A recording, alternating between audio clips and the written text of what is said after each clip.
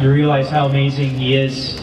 And what was interesting for me is learning that for those of us, people of color, Latinos, that some of our biggest champions actually are not Latino, are not people of color.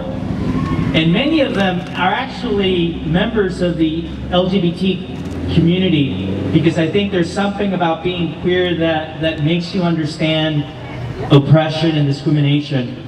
So one of my heroes, Tom Ammiano.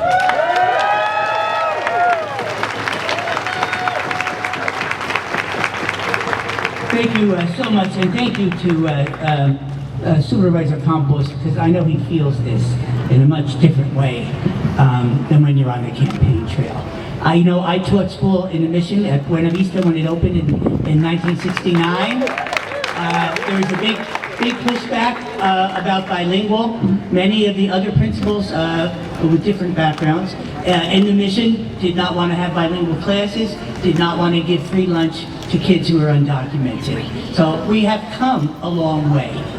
But still, there are some institutionalized things that bothers all of us. I came out as a gay teacher in Buena Vista in 1975, and people said, oh, you know, I don't want to stereotype, but I think your parents are going to be very upset.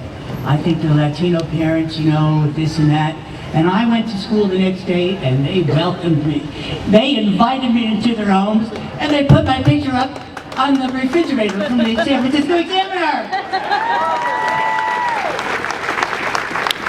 I looked like a burnout Abby Hoffman. I had a fake perm and a beard.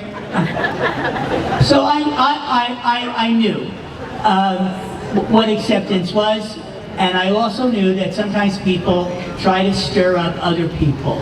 And I think what we're seeing here is a provocative attempt to fan the flames of something that I think those embers have gone out, and they don't realize it. And this is a very childish thing to do, a very mean thing to do, a very hurtful thing to do.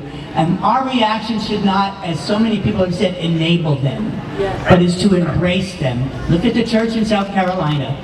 Look what they did. They forgave. Forgiveness doesn't mean no consequence. They're not saying that. Forgiveness does not mean no justice. These individuals will come to justice.